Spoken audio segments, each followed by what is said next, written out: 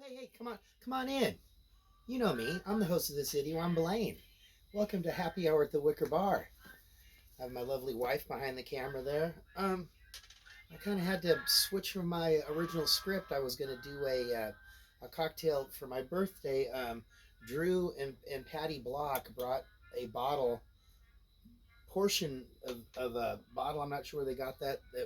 It's a Susie, and it's a old school liqueur that we tried that out the other night. We made a cocktail called the Boozy Susie.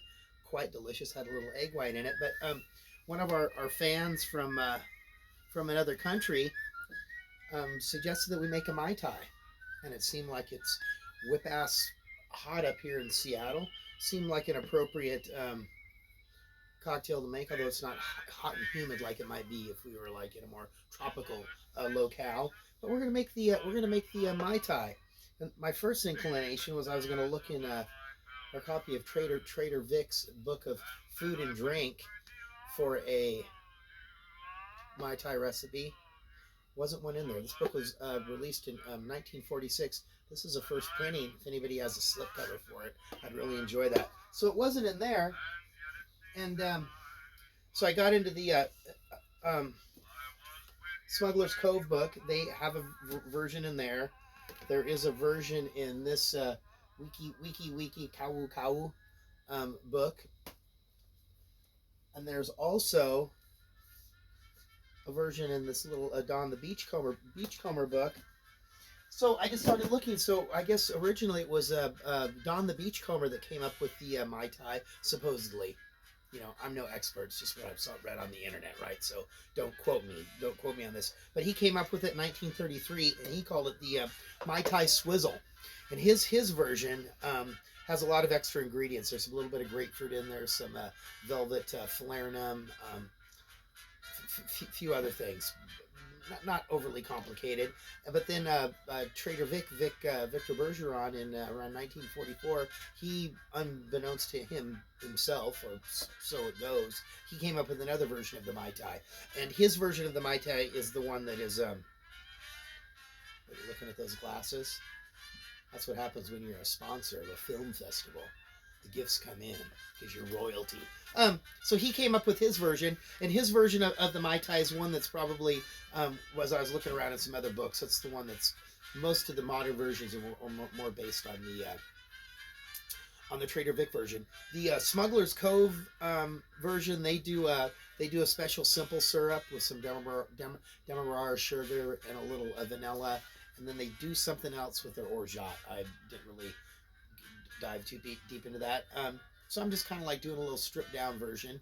I am going to do the traditional hollowed out lime half garnish, and we don't have any mint specific. This is more spearmint, so I guess I'm kind of like really just kind of going with what I got here. So we do have the Pierre Ferrand dry curacao, the El Dorado, what I get, 12-year rum. We have a little orgeat, of course.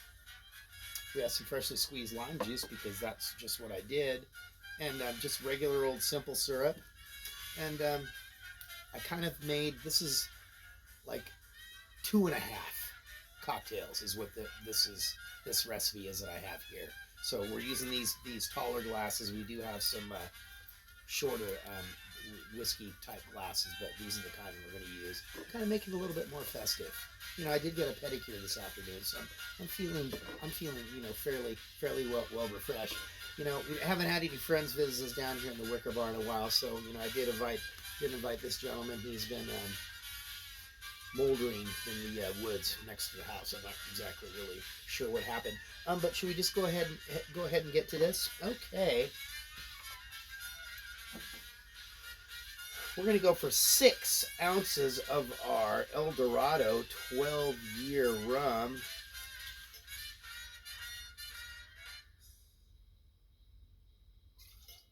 Three,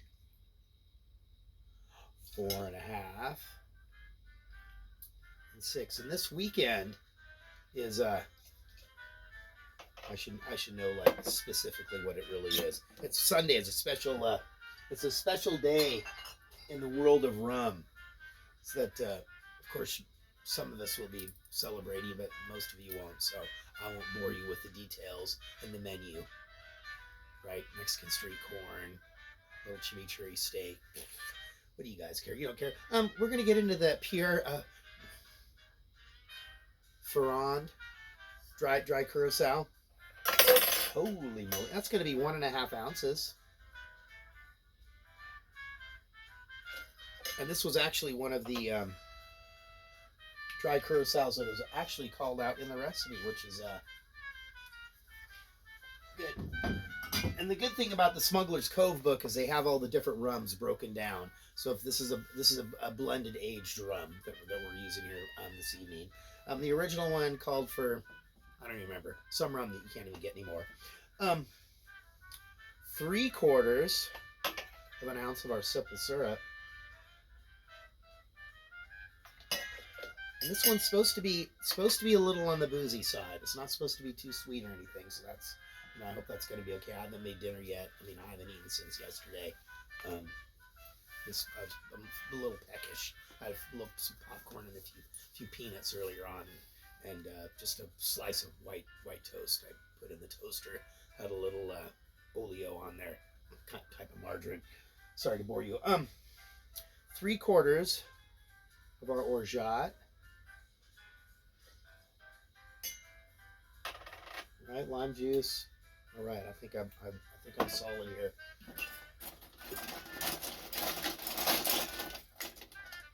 Platinum ice scoop. See how I touched it very, very delicately, because sometimes when the platinum, when it gets really, really cold, it'll bend. Do you put the lime juice in later? Oh shoot! Thank you, Rayo. 1.5 ounces of lime juice, fresh squeezed. Thank you for noticing my misstep. There's some good things about being married. You always have somebody to make sure you're doing things the right way. Look at that. Ha ha ha ha.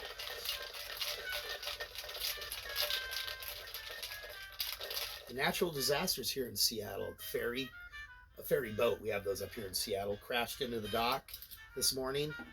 And then earlier on this afternoon, a truck exploded on the freeway. And if you were doing this as a cocktail for one, this is kind of like a dirty pour,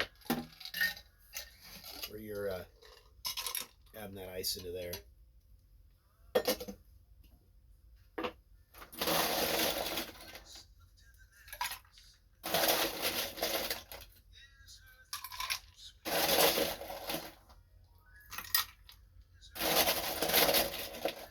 This is going to be refreshing. Yeah, we're going to go sit out on the back deck, and we're going to shoot rats with a BB gun.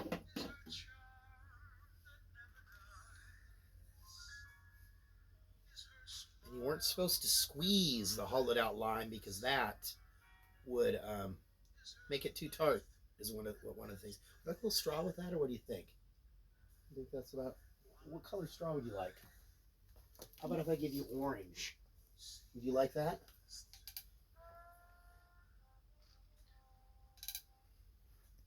So this is the Mai Tai Trader Vic version, Smuggler Cove stripped down version. This is for Andy B up there on Vancouver Island in the country of Canada.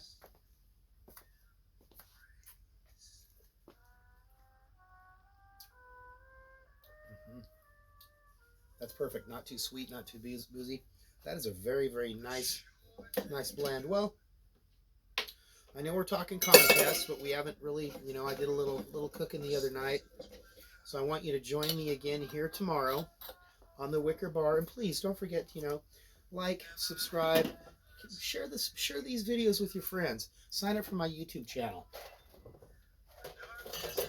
if you wouldn't mind. And yeah, I feel very refreshed and alive today. And I did actually, while looking at my telephone, while waiting to get my nails done, I did see that the movie The Omega Man is on Amazon Prime or something until tomorrow or Saturday. So I'm going to make sure that I watch that. I might stay up a little bit late tonight and watch The Omega Man, one one of my favorites. One of my favorite movies. I believe that Charlton Heston in the same year. I think he did Omega Man, Planet of the Apes, and wasn't there one other? Oh, and Soylent Green. All three of those classic, very very poignant for what's going on in this in the world today with all the everything that's going on.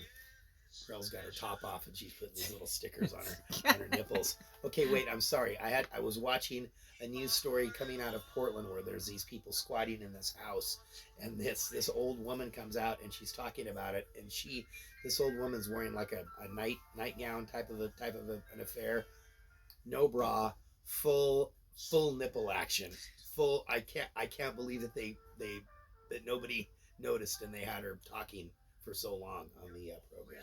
Anyway, if you're fond of breasts like I am, just I know it's a it's an adolescent, you know, infatuation.